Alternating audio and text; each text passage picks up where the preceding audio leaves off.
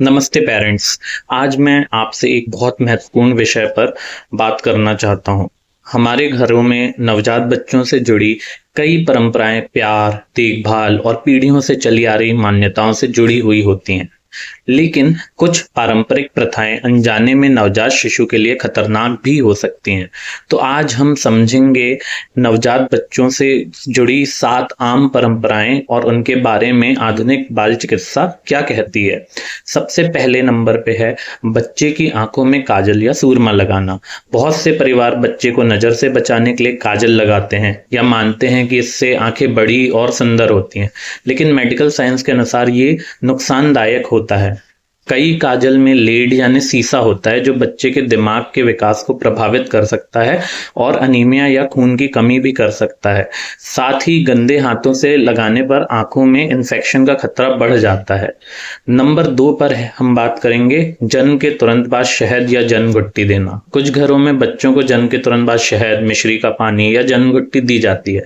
इसके पीछे मान्यता होती है कि इससे पेट साफ होता है और बच्चे को पाचक तत्व मिलते हैं। लेकिन नवजात शिशु को केवल माँ का दूध ही देना चाहिए। शहद में ऐसे बैक्टीरिया हो सकते हैं जो इन नवजात और इन्फेंट को बॉटुलिज्म जैसी गंभीर बीमारी कर सकते हैं और इससे बच्चे का स्तनपान भी सही तरीके से शुरू होने में देरी होती है। नंबर 3 पे आता है कोलोस्ट्रम यानी पहला पीला दूध फेंक देना। कई परिवार पहले पीले गाढ़े दूध को बासी, गंदा या बच्चे के लिए भारी मानते हैं, लेकिन वास्तव में यही दूध बच्चे के लिए अमृत के जैसा होता है।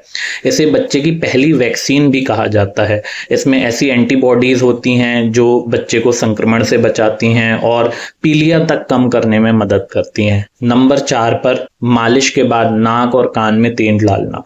पारंपरिक मालिश बच्चे और परिवार के बीच अच्छी बॉन्डिंग बनाती है, लेकिन नाक और कान में तेल डालना सुरक्षित नहीं है।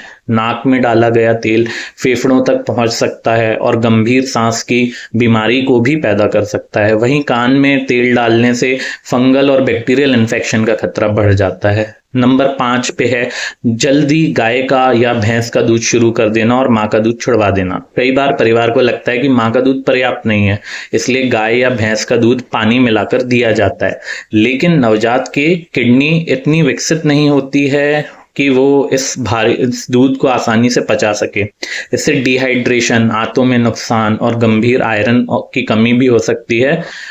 माँ का दूध ही बच्चे के लिए सबसे सुरक्षित और संपूर्ण आहार है। नंबर 6, हर बार रोने पर ग्राइप वाटर दे देना।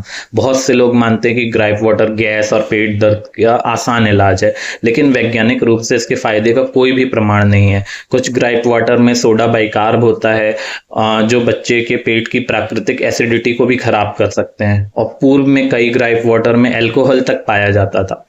नंबर 7 पे है गर्मियों में भी बच्चे को बहुत ज्यादा लपेटना। बहुत से परिवार बच्चे को कई कपड़ों और कंबलों में लपेट कर रखते हैं क्योंकि उन्हें डर होता है कि बच्चा ठंडा पड़ जाएगा, लेकिन ज्यादा गर्मी भी खतरनाक हो सकती है। इससे डिहाइड्रेशन, शरीर का तापमान बढ़ना, यहाँ तक कि सडन इन्फेंट डेथ सिंड्रोम यानी SIDS का खतरा भी बढ़ सकता है। तो एक आसान तरीका यह है कि हमें जितने कपड़े पहनना है उससे एक लेयर ज्यादा हम नवजात को पहनाएं।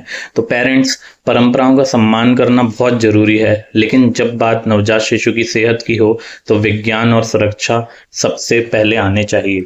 अगर आपको यह जानकारी उपयोगी लगी हो तो इस वीडियो को नए माता पिता और दादा दादी, नाना नानी तक जरूर शेयर करें। मैं हूं डॉक्टर अखिलेंद्र सिंह परिहार और मैं आपके लिए ऐसे ही एविडेंस बेस्ड पीडियाट्रिक गाइडेंस लेकर आता रहूंगा।